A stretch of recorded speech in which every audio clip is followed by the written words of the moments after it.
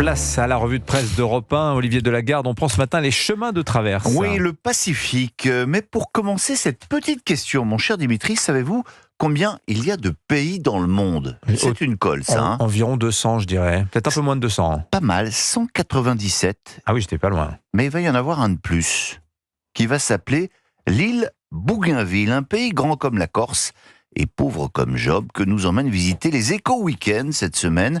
Une île découverte par le français Louis-Antoine de Bougainville. Quand il découvre ce territoire, fin 18e, il le trouve tellement beau qu'en toute modestie il lui donne son nom. Cette île va vivre longtemps au gré des vicissitudes des empires coloniaux. J'y arriverai avant de tomber dans l'escarcelle de la Papouasie.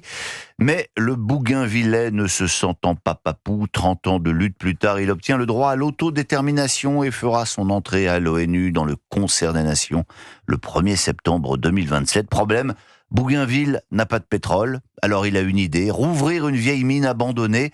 Elle recèlerait des dizaines de milliards en or et en cuivre, un véritable trésor enfoui qui attise les convoitises de quelques multinationales en embuscade. Superbe reportage signé Théophile Simon dans les Éco-Weekends. Oui, qui nous explique que l'alliance avec une multinationale, c'est peut-être pas la plus mauvaise idée qu'aurait l'île de Bougainville. D'autres milliardaires, justement, en embuscade. Mais eux ne font pas la une des Échos, mais celle de l'équipe ce matin. Bernard Arnault et François Pinault.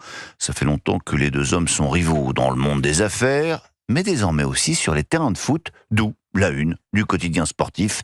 Les deux hommes sont propriétaires chacun d'un club de Ligue 1. Alors cela fait déjà longtemps que Pinault a mis la main sur le Stade Rennais, mais c'est beaucoup plus nouveau pour la famille Arnault qui n'a racheté le Paris Football Club que l'an dernier. Et donc ce soir, pour la première fois, les deux empires vont s'affronter sur le gazon du Stade Jean-Bouin. La suite d'un match entre deux familles qui a finalement débuté en 1999, raconte l'équipe. À l'époque, rappelle Johan Rigaud et Arnaud Herman, la bataille faisait rage autour du rachat de Gucci, un affrontement homérique. C'est une période où chacun se cherchait des noises et il a fallu 2 ans pour calmer les esprits. Mais si le Figaro nous a annoncé un déjeuner de réconciliation en janvier 2009 entre les deux patriarches, il est resté un sentiment de rivalité, comme si lorsque l'un des deux s'intéressait à quelque chose, l'autre se sentait obligé d'y aller. Dans l'art contemporain, par exemple, à la Fondation Louis Vuitton au Bois de Boulogne a répondu la Fondation Pinault. À la Bourse de Commerce, dans le vin, les deux familles sont voisines en Bourgogne. Un muret de pierre sépare le prestigieux Clos des Lambrais, propriété Arnaud, du non moins célèbre Clos de Tarte, propriété Pinault.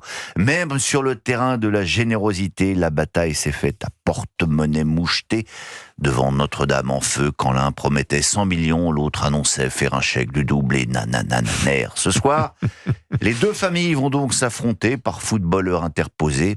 Ce matin, Rennes est 10e et le Paris FC 11e, signale l'équipe. Mais en cas de victoire, eh bien l'équipe de Bernard Arnault passera devant celle de François Pinault. Ça, c'est les vertus de la concurrence, vous savez, Olivier Delagarde. Sinon, qu'est-ce qui fait la une ce matin? Des mauvaises nouvelles.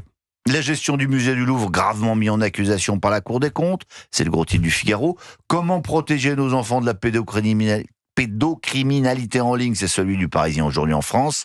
10 ans après les survivants des attentats du 13 novembre à la une de la Croix, dette, l'Europe bat tous les records, annonce de son côté les Échos.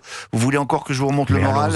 Bon, le seul clin d'œil sympa ce matin, c'est celui de la Twingo. Renault ressort son modèle iconique des années 90 et on aura l'occasion d'y revenir dans la revue de presse de 8h45. Patience. Eh bien, nous avons hâte de vous retrouver donc dans un petit peu plus d'1 heure. Olivier Delagarde, merci beaucoup. Votre revue de presse chaque matin